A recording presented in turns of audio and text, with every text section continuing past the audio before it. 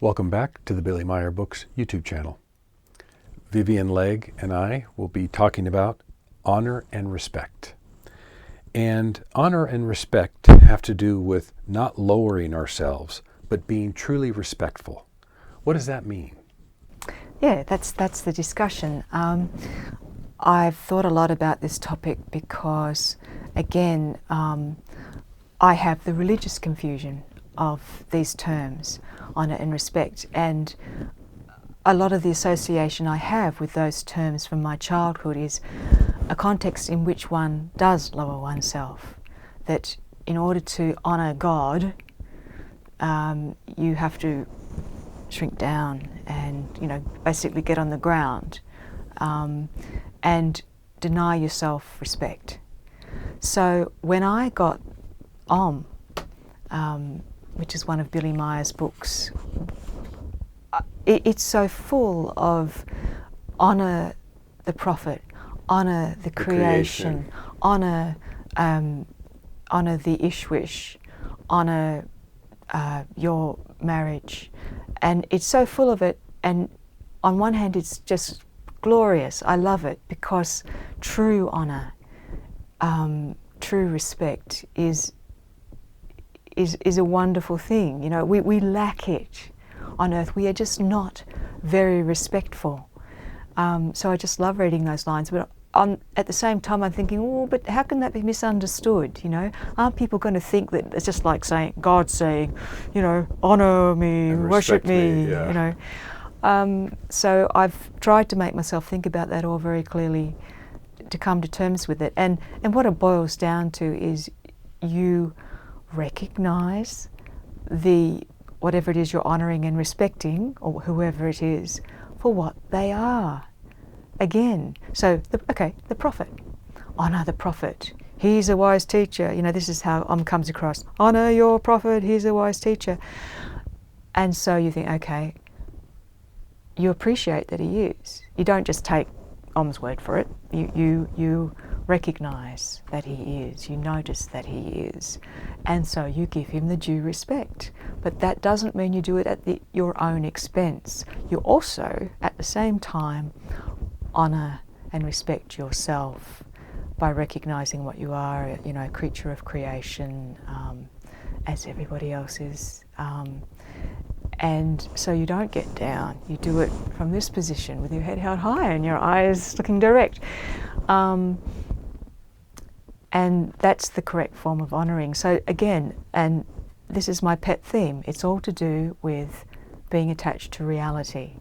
You can only honour someone in an inappropriate way if you are forgetting to notice what everything really is made up of. So, the great prophet and the great ishwish are human beings on a journey of evolution. They just happen to be much further along on the path. And therefore, a due respect. That doesn't mean that we get down and bow to them. It means that we pay attention to what they have to say, because that makes logical sense under the circumstances. And we are honourable students, who are also going along that path, but just haven't been on it for very long by comparison. So that's the true way, as I understand it. Mm-hmm. It's when we reject something in another person, whether it's their idea or their behavior or anything like that, there's only two ways that's going to change. The first way is if we change how we feel. If we have an expectation or something like that. The other way is if that person changes. That's the only way something like that will change. We can't force the other person to change.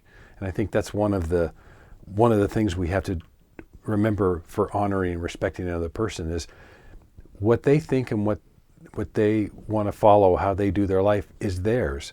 And if it makes us mad or we don't like it, there's nothing we can do about it. There's absolutely nothing we can do about it.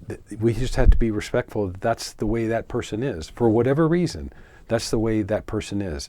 And it's not going to change unless that person wants to change it.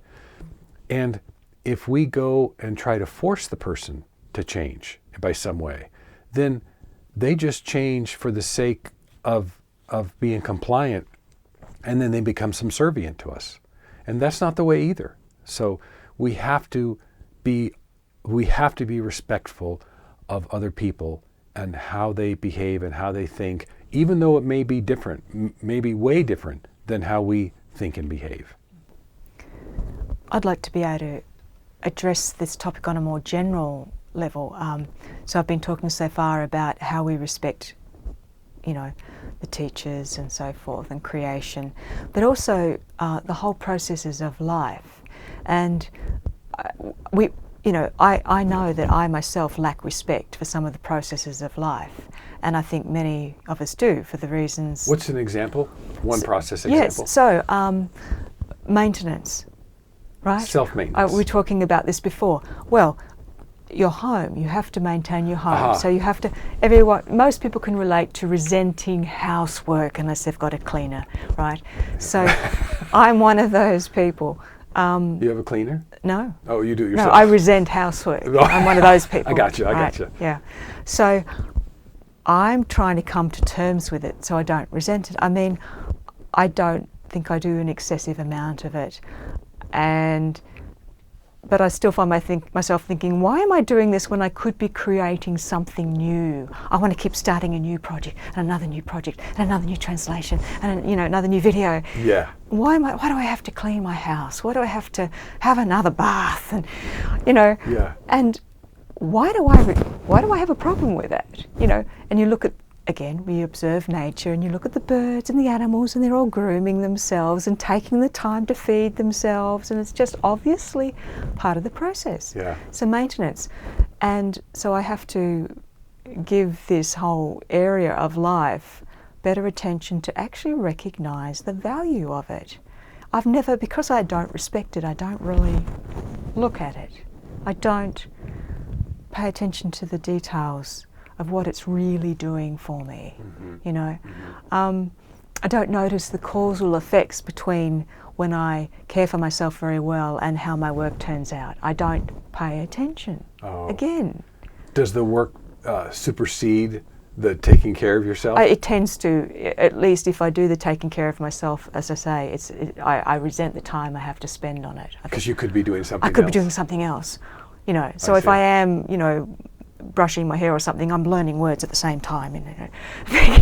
Would you call that as less respectful to yourself? Or because we're talking about respect, right? Yes, it's a lack of respect to myself, but it's a lack of respect for myself, definitely. And I think I've dealt with that somewhere else, but it's specifically a lack of respect for that part of the process of maintenance. I see. That's what I've sort of homed in on for this talk. Yeah. Okay. So it can take many forms. Lack of respect can take many forms. Some are more subtle. Yeah. Than just disrespecting other people and tromping on them. Right. You can disrespect the processes of life. I see. Yeah. Okay. That's great. It's important also that to understand if another person is open to this teaching or anything. I mean, it could be anything at all. It's important to make an assessment when you're talking to somebody else. Are they open for this kind of discussion, or you can call it a teaching or a sharing of information or something like that? That's important, and you have to use some empathy to figure out where the person is, and are they open to this? Are they not open to it? You certainly wouldn't go up to a very staunch religious person, probably that's very closed-minded, and start talking about Billy Meier or anything, anything contrary to what he thinks or believes. So that's also part of being respectful, is that, you don't need to go out and change the world or, missionize and go out and try to convert or change people.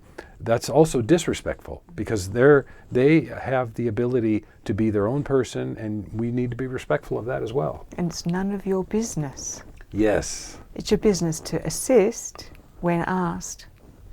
But yeah, we think it is because we're not respecting their realm. Yeah.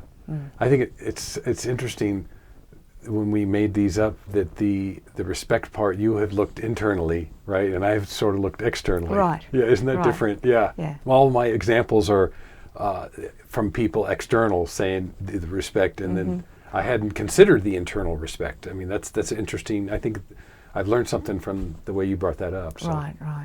Yeah. I probably have some lack of respect for myself in certain areas as well too. That you, I think most of us would find it somewhere, somewhere within us, because we learn to do things more correctly in certain realms of our lives and tend to neglect other ones. So you have to be quite thorough, and that's one of my pet themes. But there's another point I'd like to raise, that Sure.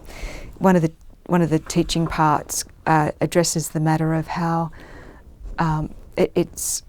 I better get my words right. Yeah, sure. Reverence and venerability are necessary for all cognition, right? So, what does that mean? so first of all, you've got to make sure, you've got to try to translate the German words into those words, which are only approximations. Sure. And then you have to kind of think, what do those words mean? Those words more or less amount to high respect. So you need high respect. This is my simplified version, just, because it tangles my brain just thinking about those particular terms. You cannot gain cognition. You cannot have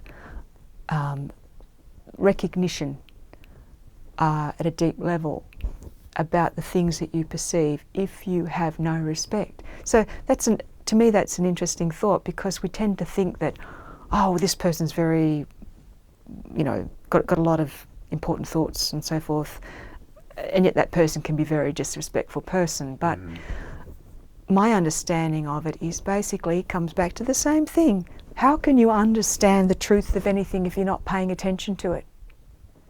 And you can't, if you don't have any respect for something, you're not paying attention to it. So you must respect it enough to pay attention to it in order to get the cognition.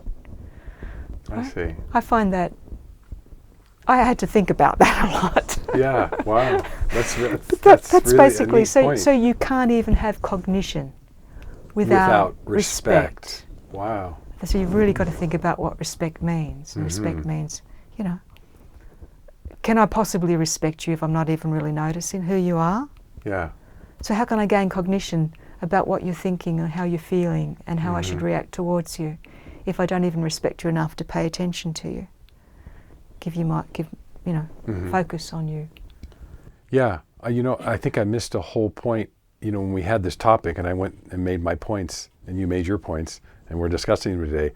All my points were external. I think what you've shown me today is that, I probably have some self-respect that I can improve on, because I didn't even consider that. It didn't even enter my mind. Right.